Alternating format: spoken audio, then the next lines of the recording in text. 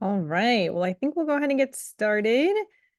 Happy New Year, everyone. My name is Sophie Egan. I am co-director of the Menus of Change University Research Collaborative. My role is director of the Stanford Food Institute and Sustainable Food Systems, and I'm proud to be here on behalf of Stanford, who co-founded and co-leads the Menus of Change University Research Collaborative. Joined, of course, by my phenomenal colleagues from the Culinary Institute of America, and we're delighted to have you with us. It's an exciting webinar that we have in store for you. It's really focused on just giving you a tour, so to speak, of the wide array of ways there are to engage in the MCURC and the many different types of touch points that are on the horizon throughout the year. And we hope that this will help kind of build on our recent member engagement survey. Thank you so much for everyone who was able to complete that survey. Allison's going to be sharing some of those findings in a moment. And actually, we can go to the next slide and give you a little bit more of a preview of what we've got in store. But we're going to start with those highlights from the survey and then share some specifically really incredibly exciting research projects that are new and in the pipeline and how you may want to participate. There's no shortage of opportunities. We'll hear from the Fellows Program and how you can get involved with that if you're not already. Talk a little bit about in-person convenings and community building and networking opportunities for MCURC members that not only are, of course, central to our all-member annual meeting in October, but also occur at various CIA conferences throughout the year. And then we'll describe some digital resources and how those can help with a wide range of operational, culinary, health, and sustainability initiatives that you in your dining program or your academic program may already have as high priorities for the year. You'll hear from Jackie Bertoldo from Stanford Food Institute about the Collective Impact Initiative and kind of when to have on your radar to send your data. And then we'll wrap up after hearing about the different communication and community engagement touch points as well. So we've held these insights exchanges in the past, and it's really a way for both new members to kind of fully wrap your head around all the different opportunities and decide for yourself what you're most eager to take advantage of, lean into, which opportunities to seize, but also for members that have been with us for many, many years. Hopefully it's a way to see what's new and also where maybe you may want to channel more attention and more focus to really getting the most out of the different resources and opportunities. So it's for friends new and old and everywhere in between. And we hope you will find it very helpful. Please drop questions in the chat as we go along, and we will pause along the way for some questions. So with that, I'm going to turn over to Allison to kick us off with the engagement survey. Thanks, Sophie. Hi, everyone. Happy New Year. Nice to see a good turnout here today for our first Insights Exchange of the year. And like Sophie said, really, this is a great opportunity to hear from us and engage with one another. So please don't be shy with jumping in with any questions or anything you'd like to share when given the opportunity to do so. So I am just going to share a few minutes about the member engagement survey that we sent out at the end of last year. We realized that we have done different member surveys of the MCURC over the years, but it had been a couple years. So we wanted to really take some time to get some input from MCURC members to reflect on engagement opportunities, perceived value, and to help us think about our strategic planning efforts. So we deployed this at the end of the year, got about a 15% response rate with a nice little incentive there for a comp registration to the Menus of Change Summit in 2024. So I have the pleasure of announcing who won that lovely incentive prize. And I don't know if they're actually on the call right now, but drum roll, please. Well, Maria Portelli from Vanderbilt was the winner of the MOC comp registration. So Maria, I'm not sure if you're on. If not, our team will follow up with you and get you that information. But really appreciate everyone's feedback on this and definitely put out just an encouragement for participation in those kinds of surveys because they're incredibly valuable. We get a lot of really great insights, and it's a nice checkpoint for us to make sure that we are continuing to be member driven and to hear from you all and continue to iterate and evolve the collaborative in a way that brings the most value to our members. So speaking of value, really high ranking of perceived value among members. 91% of respondents rate their MCRC membership as valuable or very valuable. We got so many great qualitative input here about, just in a few words, what is MCRC's value to you? So you can see from just these few quotes here that members say that they just really value the shared knowledge and experiences, the collaborative work for broader impact, networking, the opportunity to collaborate on meaningful food systems change, the shared data about dining patterns and preferences that allows us to make evidence-based decisions on our own menus, more networking, and just sort of giving that benchmark to make sure that you're staying on track within your own operation. So lots of really great insights there. Now, we also asked just kind of a check-in of how would you rate your own personal engagement with the MCRC this past year? And it's like a perfect little bell curve here. And, you know, what we'd expect that this is a volunteer network. There's no, you know, mandatory level of engagement. You all are choosing to spend your precious time with us and one another when you engage with this collaborative. And so we know that can vary throughout the year and within the year and from year to year and among institutions, and that's all okay. And it's nice to just like have that personal check-in with, you know, what has your engagement been? What is your capacity to engage? How might you consider to engage more, or perhaps think about other team members that you could tap to plug in different ways? So certainly we think about, and we ask in this question, you know, are we providing ample opportunities for virtual engagement throughout the year? And so based on your responses here, you know, there's good alignment that, yeah, we are, you know, we're providing a lot of different opportunities.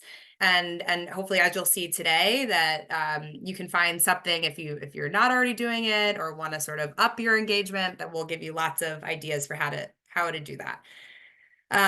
We also had we sort of listed out some of the top virtual benefits and engagement opportunities, and had asked you to rate your top 3 most valuable ones. And we have here the top 3 were the Research Education Working Group, the Insights Exchanges, here we are today, and the monthly news brief. So that helps validate for us that these are, you know, worthwhile to continue to hold these spaces for these full member exchanges and opportunity to hear from peers. There's been so much great traction and engagement this past year with Abby as a research program manager heading up the Research and Education Working Group. The monthly news brief has so much valuable content, so we encourage you to continue to read that and submit any information or content you have that you'd like to share on behalf of your institution there. And then still really, you know, good remarks across the board for other opportunities that you'll hear about more throughout the webinar today. So with that, this is really the theme of what you know, we wanted to share and focus on. You know, are you ready to engage more in 2024? There's a little play on words there. So we're going to go through, and you'll hear from some different folks on our leadership and from the membership about opportunities to do so. So I will pass it over now to Abby to talk about opportunities with research. Thank you. And Allison, are you going to keep sharing and I'll just tell you when to flip forward? Yep. Okay, great. Well, thank you so much. Thanks for those who filled out the survey, and thank you all for being here today. It's great to see many of you from a range of institutions that are participating in research. So what I'm going to share today now is opportunities to learn about existing research in our pipeline, as well as upcoming opportunities and projects that are in discussion for the future. So next slide, please.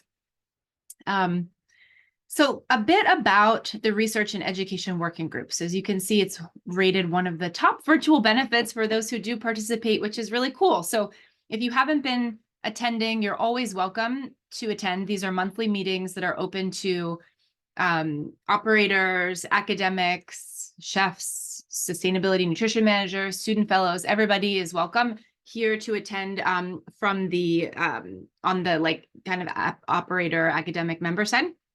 What we do here is discuss potential research projects and how we can bring them to life. We also provide updates and share best practices and gain perspective on current research projects.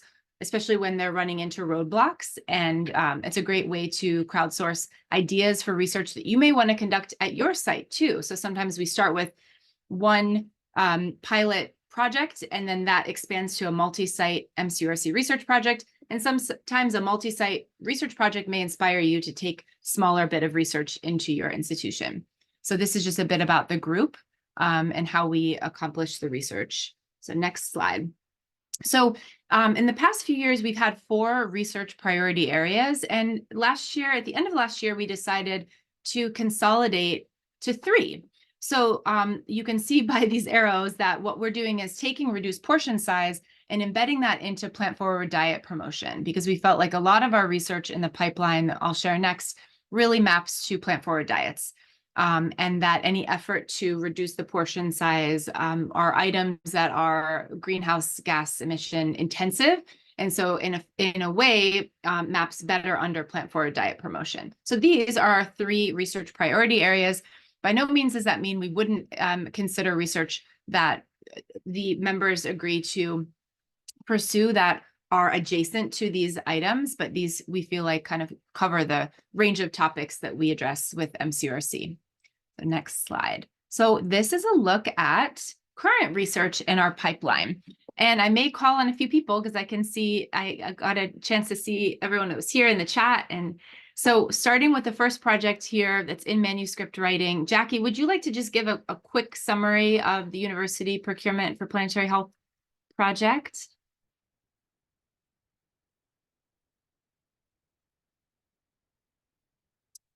And maybe Jackie's not able to come off mute.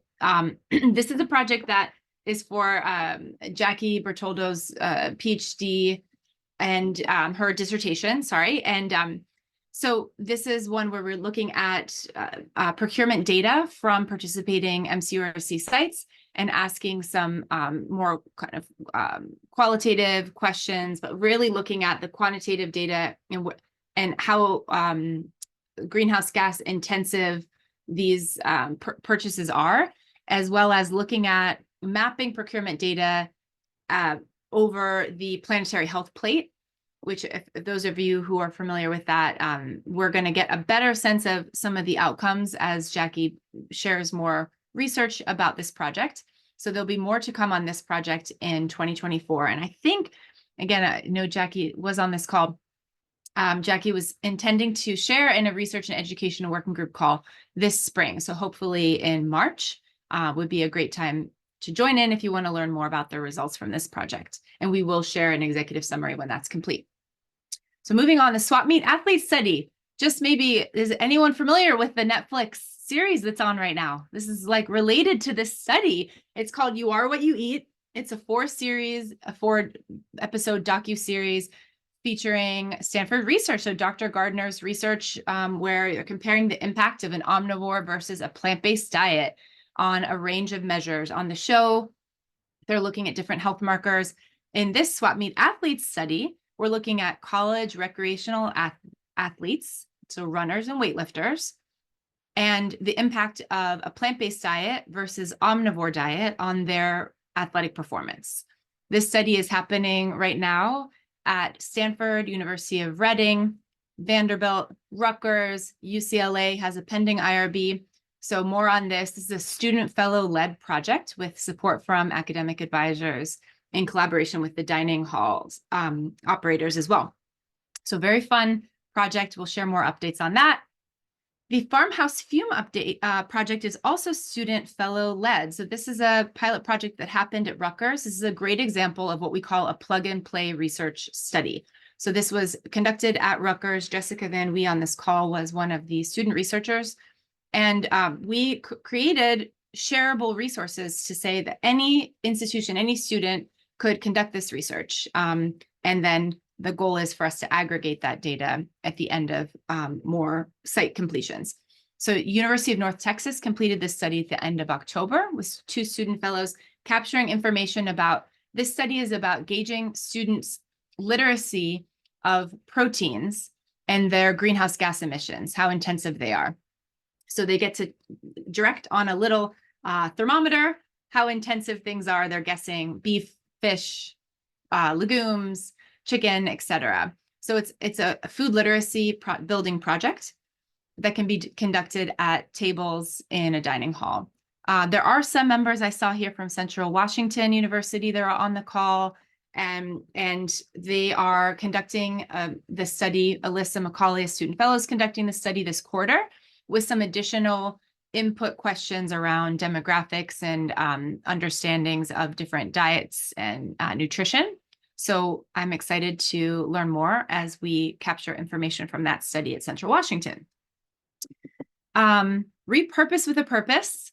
This is a very cool original study that we just launched in the fall. We have 9 participating sites. It's being co-led between the University of North Texas with Matt Ward on this call as a PI, Stanford, and then Rutgers. So Jessica Van Wie is our student research coordinator for the project. 9 participating sites. The goal here is to develop a toolkit that is going to feature cost-effective plant-forward recipes that were made from ingredients that would otherwise be wasted. And what happened was, over the course of a 4-week period in the fall winter, each of these 9 institutions selected different ingredients in their kitchen that would otherwise be wasted, measured what they were saving, and then upcycled them into creative recipes that then were served on the menus.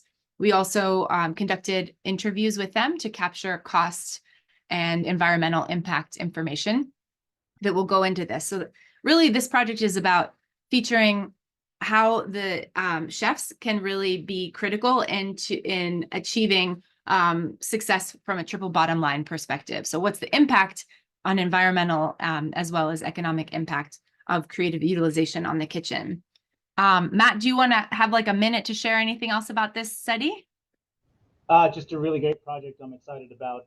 Really a lot of engagement with our staff and coming up with some really creative ways of repurposing items and whatnot. So anytime that we can engage our staff into these kind of projects, it kind of it boosts morale for the most part. So it's been really great. It's been really great. We're working with the whole team, the team from Stanford and whatnot, and the participating universities. So yeah, it's been great, and I'm excited to kind of get to the next phase, which hopefully it'll be a student, some student input and whatnot, and then really getting down to the recipes and whatnot, and making sure that we have some really solid recipes going into the toolkit as well. So that's what us chefs do best. So that's really what I'm looking forward to, and it's been a really great experience. This is great. Thanks for that, Matt. And I would say, yeah, we're entering data analysis phase. The chefs are going to test recipes from other institutions. So the goal is that we'll cross and share recipes for them to kind of quality control and check before they go into the toolkit. We aim to have a shareable toolkit by mid-May. So that's our goal. And the last thing there is that this is a great example of why it's just the benefits of engaging in MCURC research is that we do have, we engage the chefs, the dining directors, sustainability managers. There was a trickle down in the kitchen where there was a lot of staff engagement and interest. Sites were learning from each other and being inspired. So really cool project. We're excited to share more in the spring. The last project here is ultimately a pilot at Johns Hopkins right now, Center for Livable Future. But this will come back to MCURC as a multi-site research after they complete their study here. So I wanted to share a bit about that. They're in the process of conducting some student surveys, pre and post, with a goal to test climate labeling. And we worked with them to provide some inputs on what works and doesn't when it comes to climate labeling. And now they're conducting an operational test this spring using a traffic light system, which many of you may be familiar with. And this is a current student fellow opportunity in which we were hoping to capture some more interviews from MCURC sites that conducted climate labeling research that may not have published because maybe it wasn't conclusive or ultimately successful. That's still helpful research to discuss and share. So that's another benefit here, is that we can share research even when it wasn't, successful or what we thought, and we can learn from that. All right, moving forward to the next slide, please. So we do have, what I wanted to share is this upcoming project and then a couple that are in discussion. This maps to our plant forward diet priority area. It's a project focused on promoting more diverse plant-based foods among college students. So it's the goal here is to evaluate which communication and operational strategies can encourage healthy eating through an increased take rate of diverse plant-based foods, which would then contribute to enhanced diet quality. We're focusing on college freshmen who largely will have meal plans. We're aiming to recruit 5 sites for this project. This is a funded research project, so we're in the final contract preparation stages here for that. And then we're already I'm actively working with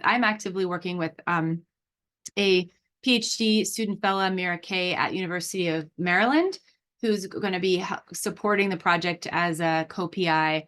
And we're sorting through our literature review and all the fun first early phases of setting up a project for institutional review board application.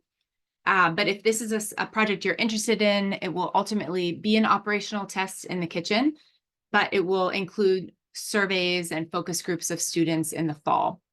So please reach out if you have more questions about that.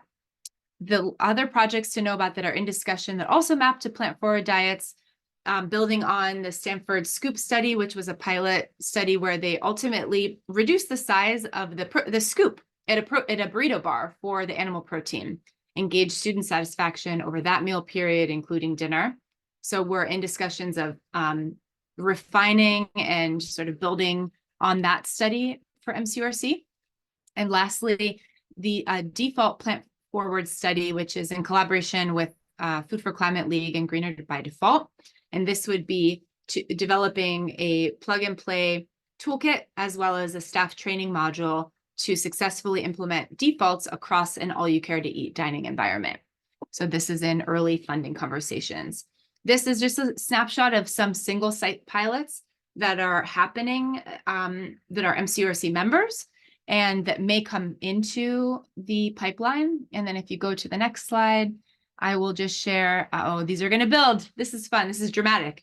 Here we are. These are other ideas that we have from what we will call like our MCURC idea bank. So these are MOC priorities that and some other ideas that have come into the fold through our research and education working group that are just waiting for someone to take on and to lead a project. So stay engaged, keep checking in. If you have ideas and want to be more connected to the research that's happening, please join us. Our next call is on February 14th on Valentine's Day. And yeah, any questions? Awesome. Thanks, Abby. That was a great review of all of the exciting projects. So many opportunities to engage. And just Abby, what was the total number that we reported in the December newsletter of how many individuals engaged in research in 2023? I think it was like 123 or more. Yeah, or it was impressive. Yeah, it's a lot. really awesome to see how many different individuals and institutions this work is touching. So great job all around. If you have questions, drop them in the chat and Abby can keep an eye and discuss or respond to any of those that come up.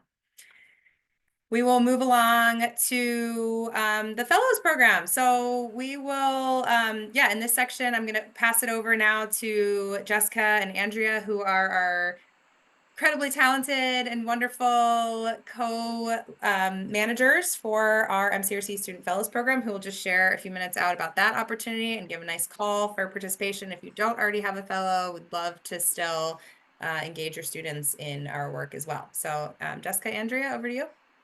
Great. Thank you for the introduction, Allison. So just a quick overview of what the Student Fellows Program is. It's comprised of both graduate and undergraduate students from the MCURC institutions, and it really gives them the opportunity to experience conducting healthy that's focused around the menus of change principles in their college or university setting. It also offers them some networking opportunities within MCURC to connect with people involved in MCURC around the country and around the world, and it really gives them the opportunity to act as a bridge between their member university campus and MCURC as a whole. As you heard from Abby, we have fellows involved in a variety of ongoing research projects, such as Repurpose with a Purpose, the Swap Meet Athlete Study, Farmhouse Fumes, and many other of those upcoming projects. So there's a quick program overview on the right side of the screen. This was for the 2022 to 2023 school year, but for 2023 to 2024, we actually have 34 student fellows, so we've increased our numbers, which is super exciting, across 16 institutions. So we hope to keep seeing these numbers rise, and we do accept fellows on an ongoing basis. So if you have a student fellow who's interested in joining, please reach out to Andrea and I. And next slide, please. I'll pass it off to Andrea.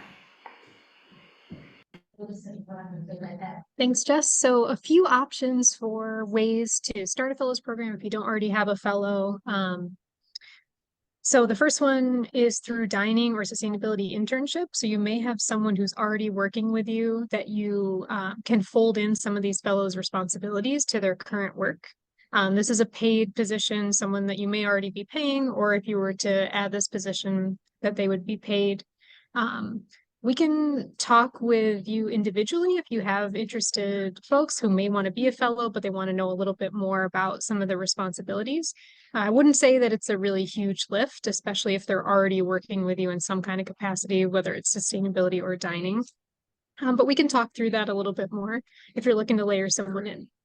Another option is for academic credit. So usually working with a faculty PI, thinking about what the currency that they have going on is it being published? Is it a research credit? These kinds of things. So that's another pathway. And then a little less common would be volunteers. So students participate in volunteer capacity, still with all the same responsibilities. Even though the first and second options of ways to start a program or ways to fold someone in, they look a little siloed in this graphic, but those two cross over. As we know, anyone who is on the research side knows that the operation's integral and vice versa to the work. So something to think about there. Next slide, please. So some of our goals at the beginning of the year, before we all met back in October, Jessica and I sat down and kind of thought about what our vision was. And so these are some of the things that we came up with for what we'd like to achieve, at least for this school year. Increasing the number of student fellows in the cohort. Ideally, each school would have at least one. I don't know who has the prize for the most, maybe Rutgers, I'm not sure. But for each school to have at least one. Second, to be driving active engagement with the fellows. So we've had some great engagement year over year, at least from what I've seen with my time in the program. And as this new calendar year starts out, Jess and I will be reaching out to anyone who we've maybe not been able to reach, just to see if they're still interested, or did they graduate, or do they still have capacity. So if you have a fellow working for you, maybe touch base with them if you can. It's a good time. It's a good kind of fresh start of the year to revisit the fellows program and get it back on their radar if they've fallen off. And then third, this is a student focused program. So being able to create institutional knowledge, things to live on after people move on to wherever they go, they graduate and they go on to their next thing. So we're looking at ways to do that, the ways to share between fellows and between other folks that are in MCURC, whether it be resources or opportunities, jobs, of course, when they are finishing up, and ways to highlight the work. So you'll start to see more fellows features in the newsletter. You'll start to see spotlights on the website, those kinds of things, and a place for all of that to live and to live on once the fellows move on. And I think that, kind of overall, being able to have a fellow that you work with as a part of your cohort of MCURC at all your institutions it kind of helps you keep the focus that this is a program for students, and that's who we work for at the end of the day. And so keeping that focus kind of front and center by having a fellow is great. I think if Maureen's on the call, if she wants to, she's very passionate about the fellows program. We're so glad to have her with us this year. So if there's anything else that she wants to go over, now's, I think, a good time. I don't think Maureen was able to join today, but that was an amazing overview. Thank you, Andrea and Jessica, for that, and for your great leadership on this whole initiative. Does anyone have any questions they want to pop in and unmute and ask the Andrea or Jessica about the fellows program?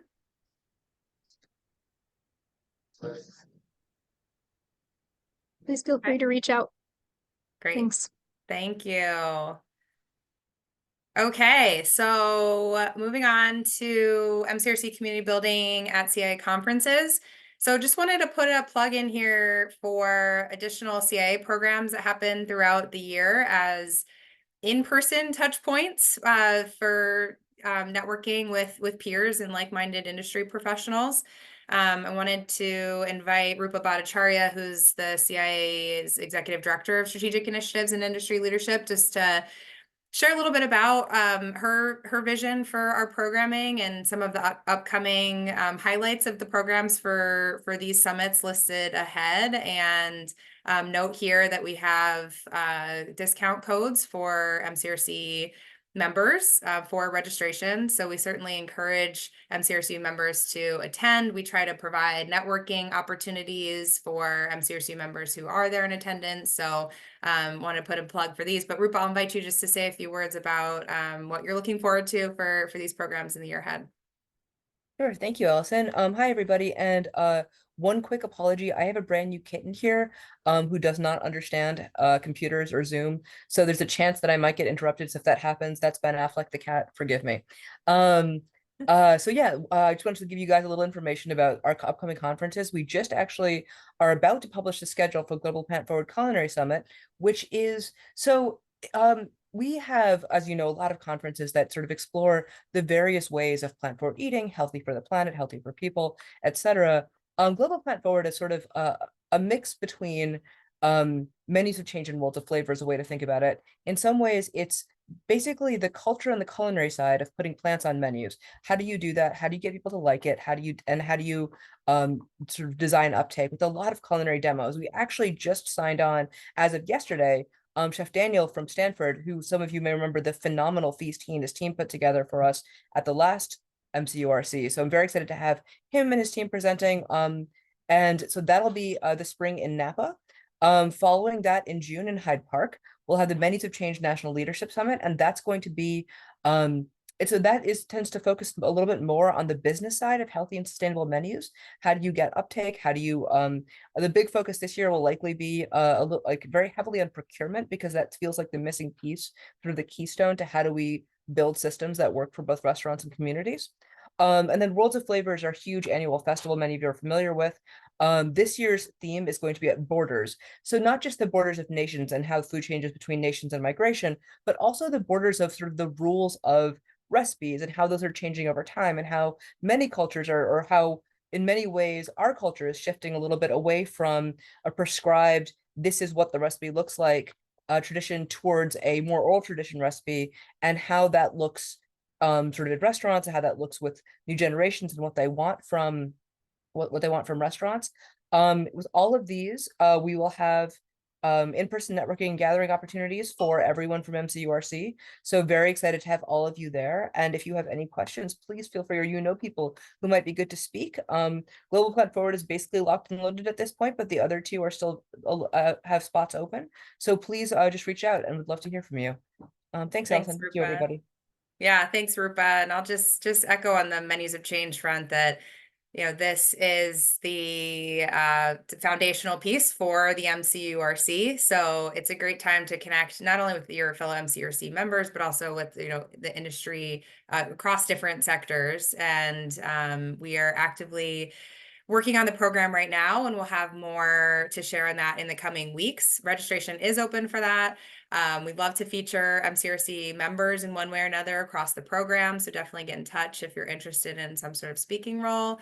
And the networking mixer that we did last year, I think it had like 100 people total across MCRC and our Healthy Menus R&D collaborative, more of a volume food service. So it's really great to be on the Hyde Park campus and engage our students, staff, and faculty in this program. So I'm particularly excited about that one, and encourage you all to attend.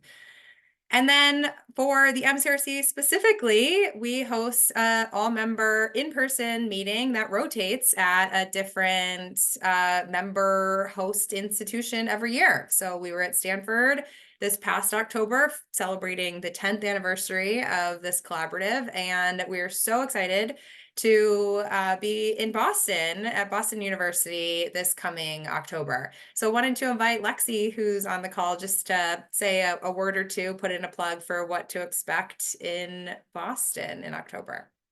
Thank you, Allison. Hi, everyone. I'm Lexi Ronska. I'm the Sustainability Director for Boston University Dining Services, and we are incredibly excited to host you all for this year's all-member meeting back on the East Coast. We are currently in the process of building out programming and really excited to try to put together a lot of things to highlight that are easy, practical things that schools of all different sizes and all different geographies can really take advantage of.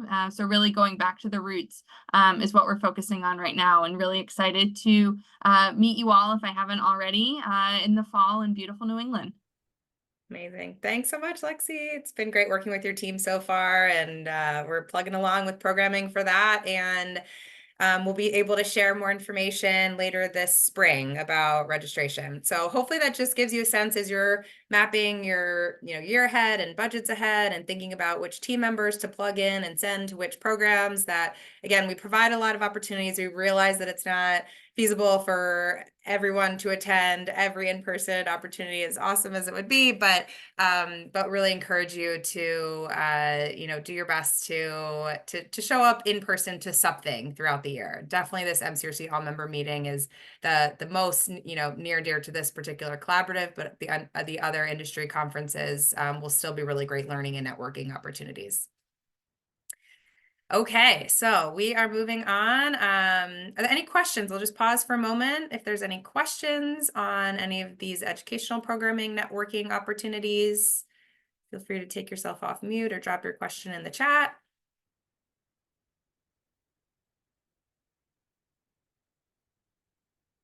Okay.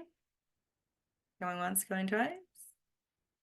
All right, I'm gonna hand it back over to Sophie to go through some resources and collective impact. All right, so on the MCRC website, there is an absolute treasure trove of resources. And this is essentially the full decades worth of kind of open source tools and materials that have been published by crowdsourcing knowledge and insights and efforts across MCURC member institutions. And these have really come from a wide array of sort of origin points. So there are culinary driven tools. There's, menu inspiration. If you're feeling like you're in a creative rut with your plant forward menus or looking for some global inspiration.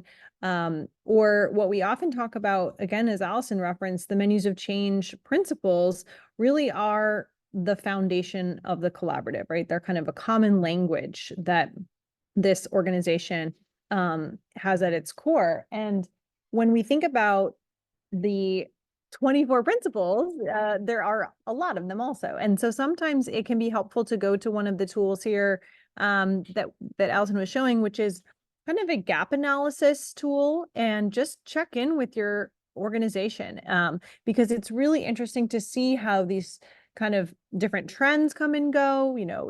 Food waste is hot, seafood is hot, and then it kind of takes more of a back burner. And again, you may feel like you've reached the top of the mountain in some areas, and in others you're just getting started. So that can be a really great simple tool that's more of an operational kind of decision making and prioritization tool. There's also marketing driven materials. So the MOC Principles event schedule.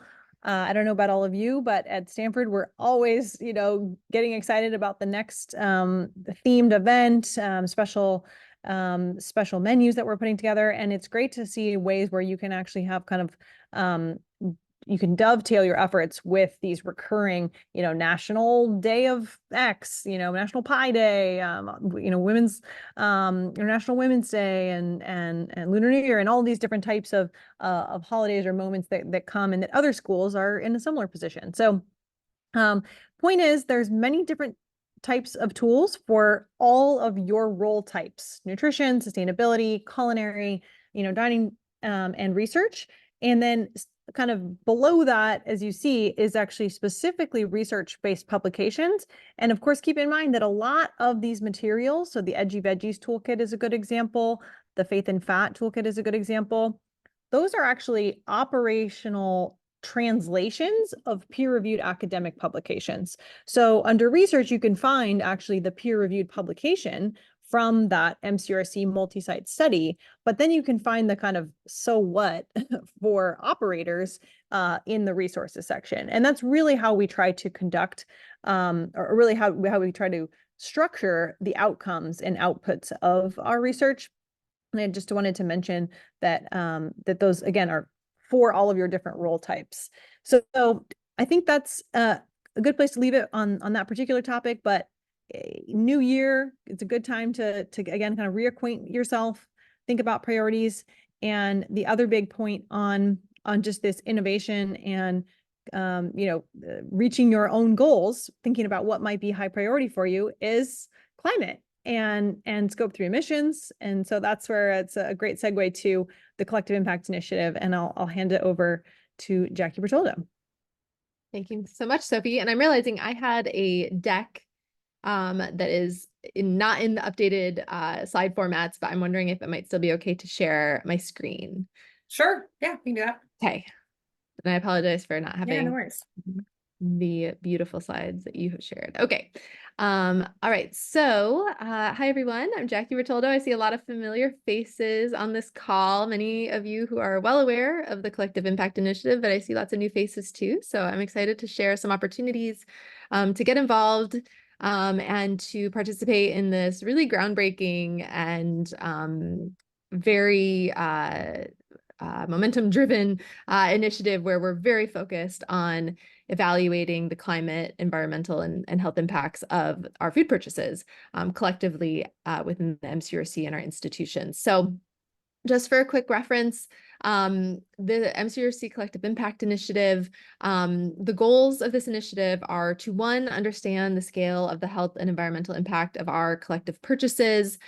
We have established metrics and targets to measure that impact, and then it's an iterative process. So we are testing and sharing solutions to help accelerate our progress and showcasing what has worked and what we've learned so that we can continue to share successful strategies across our member institutions. All of this is founded in the principles of healthy, sustainable menus from the Menus of Change. So we look at what we call the protein portfolio, which is a subset of food purchases that tend to represent the majority of our environmental impacts and food-related emissions. And so you see the categories listed here. And the connection here with the Menus of Change principles is that as our university members are adopting these principles, we expect to see that there are shifts that are going to occur in their purchasing and shifts across these food categories to be incentivizing more plant-forward food purchases alongside those plant-forward menus and other initiatives. And so in 2019, we set a collective target of a 25% reduction in food-related greenhouse gas emissions from these protein portfolio purchases by 2030. And this is across the MCURC institutions. And so if you did not make it to the annual meeting this past October at Stanford, we have some very exciting results to share. I just want to acknowledge again that this initiative is really only possible because of the incredible collaboration of the university dining programs that have contributed data, as well as some of our other partners outside of universities who also have collaborated with us. And so just you can see from this slide, just the incredible amount of engagement across the MCURC that we've had on the Collective Impact Initiative, and we're hoping to continue to grow. And so for those of you that aren't as familiar with looking at the procurement data, we often like to look at these pie charts where you can see on the left-hand side, our food purchases broken down by weight, and on the right-hand side, our food purchases broken down by emissions. And so you can see here, probably no surprise to anyone on this call, that beef and lamb and other animal-based foods tend to make up the majority of our food-related emissions. And so by adopting plant-forward in our universities, in our menus, and in our purchasing, we can reduce our food-related emissions as well as align ourselves with the Menus of Change principles. And so last year, we had reported an 11.4% reduction in our emissions per kilogram of food that we buy. And we were really thrilled with that progress. We were far ahead of our target. And this year, drum roll, if you didn't already know, we are at a 24.3% reduction.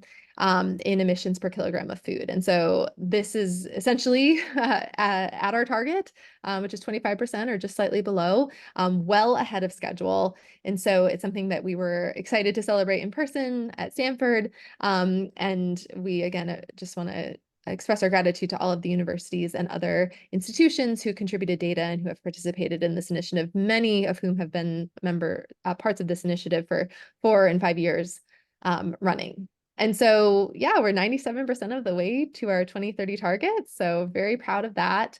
Some fun social math here just to demonstrate that this collective shift really makes an impact. So it saves over 133 million kilograms of greenhouse gas emissions per year.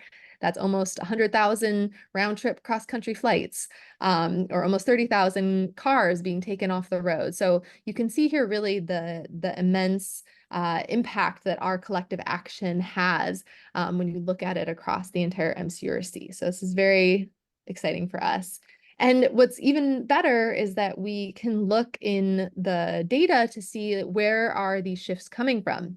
And so what we're seeing is exactly what we would hope to. We're seeing a reduction in the more greenhouse gas intensive animal products and increases in foods like seafood and eggs and beans and legumes and grains that are in lower emissions. And so that shift is what we're going to have to continue to incentivize to continue to reach towards our goal. And so where do we go from here? So we're really, again, thrilled about this progress that the Collective Impact Initiative has had, the incredible engagement we have had from the institutions who have participated. And so we want to think about what's next for us and in the future. And one of our highest priorities is actually to continue to build collective impact participation across our MCURC membership. So we have a large proportion of members who participate, but there's many who have yet to participate, and for numerous reasons. And I just want to assure anyone who's interested that it's something that is a little bit of an investment to understand the procurement reports initially, but many of the universities that participate now just have those as kind of standing reports that every year they generate. And I'll go through in just a minute what you receive in return for participating. So would really encourage anyone who's a newer member who hasn't participated in collective impact in the past, or perhaps you have in the past and you took a break, come back. We would really love to continue to build the momentum of this initiative and introduce new universities and other institutions to this analysis and to that collective data. And we also want to rethink our target. Having nearly achieved it in such a short time span, we are really interested in thinking about how we can realign our targets with other work that's happening in the MCURC. So I'll mention that in just a minute. And then we want to really continue to document the strategies and innovations and concepts across the MCURC that are contributing to this progress. So obviously this knowledge is held within all of the members who are doing this work on the ground. And so we really want to be able to capture that and share that in the next year. And so, yeah, we invite you all to get involved in this exciting initiative, or if you've been involved, to continue to be involved. The next call to submit procurement data is going to be this summer. So this was a change that we had made a couple years ago based on some feedback from our members. We try to make it as easy as possible, and we had initially had our data collection period in about this time, like in the winter, and that seemed to be a really difficult time for a lot of dining programs to be able to aggregate the data report. So anyways, we shifted it to the summer where there's usually a little bit more bandwidth.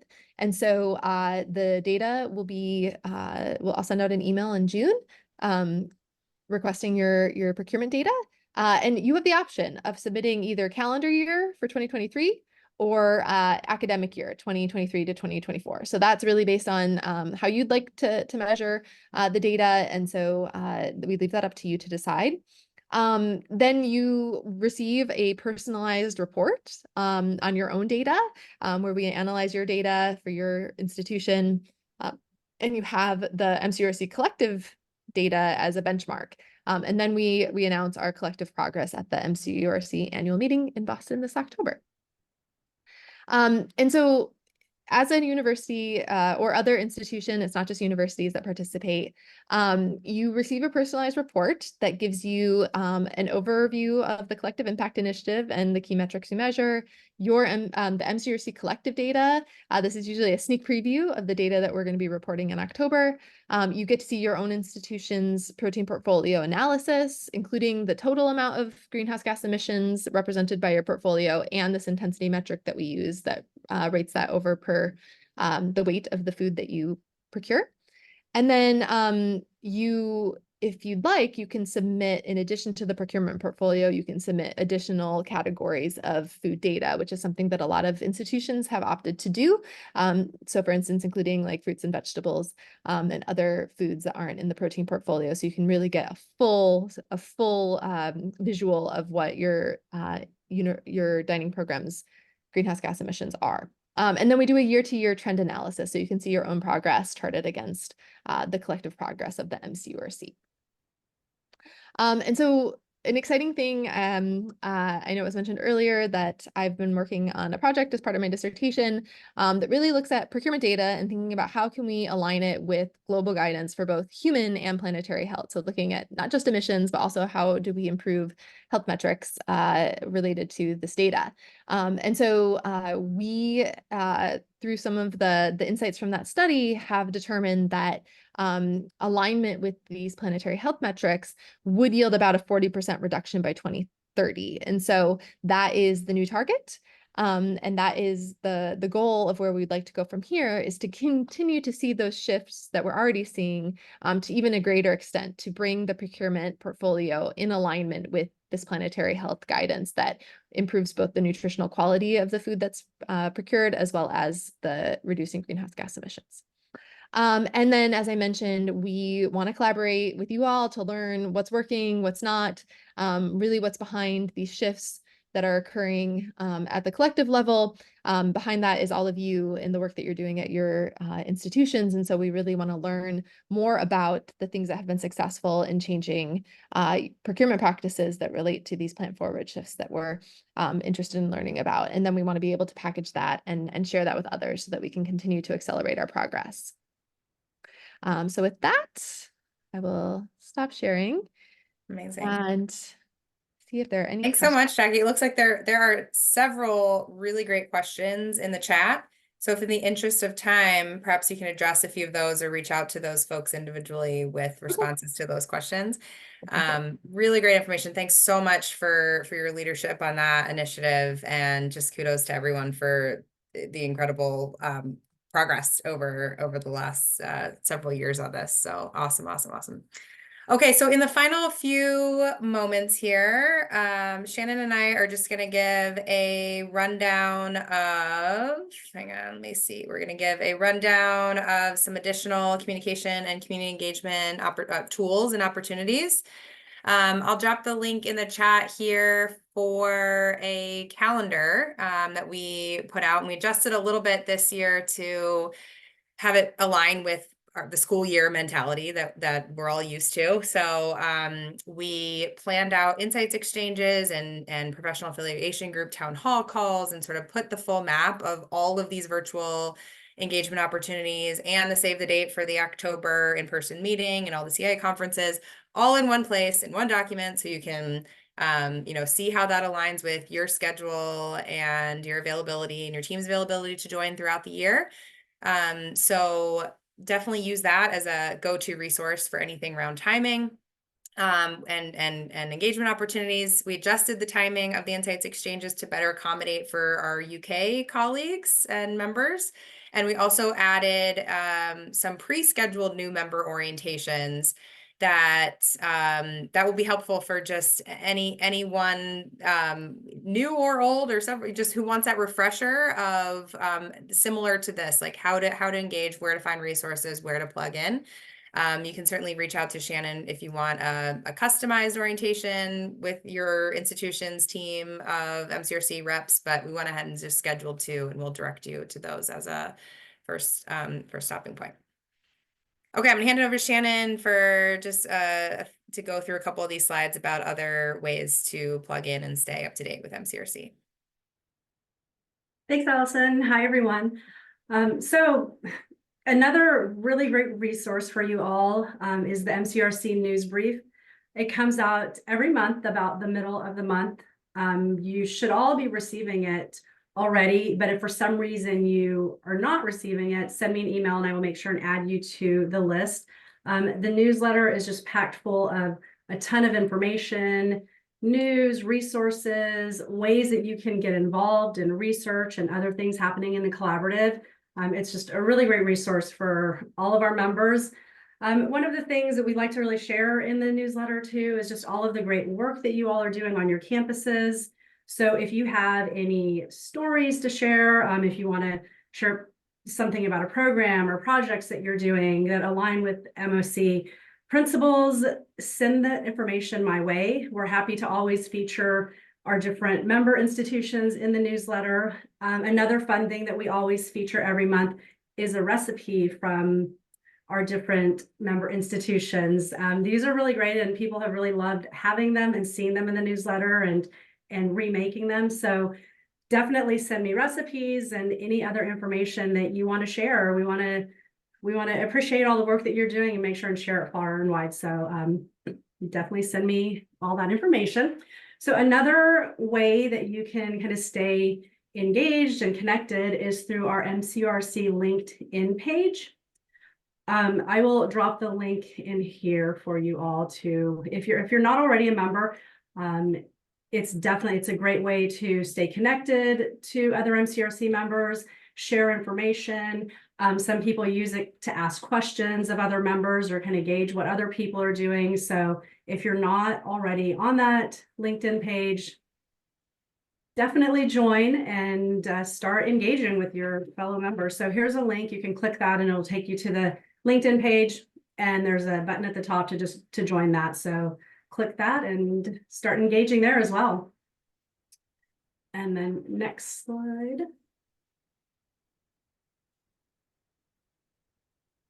Okay, and then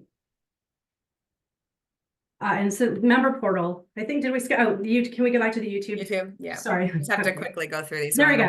Okay. So another great place for resources, our YouTube channel. If you haven't been there, definitely check it out. All of our past insights exchanges, webinars, things like that are all up there. So if you ever do miss an insights exchange, a lot of times people will email me and say, oh my gosh, I can't come. Can you send me some information about what happened and notes? So I always just send them this link. You can go back and watch them all. They're all there for you.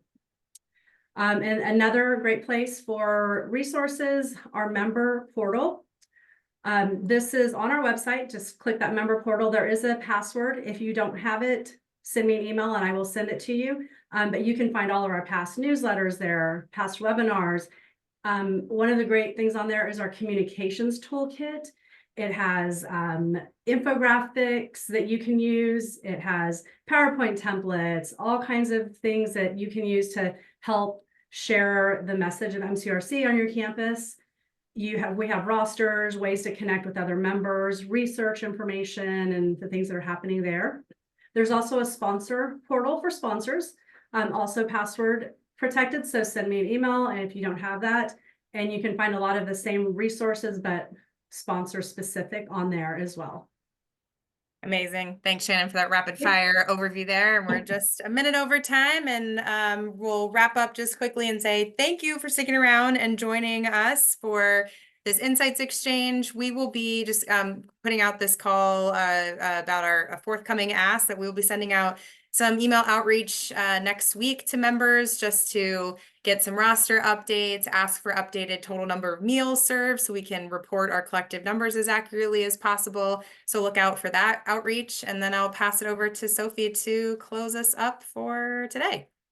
No, I just want to say thank you everyone for joining today. I really appreciate your time and hope this was a helpful orientation to all these different resources. You know where to find us. Be in touch if you have questions. And just want to say really how excited we are for a great year together and another exceptional year of collaborative, collective impact. So it's made possible thanks to each and every one of you. So thank you so much. Have a wonderful rest of your day and take care. We'll see you soon.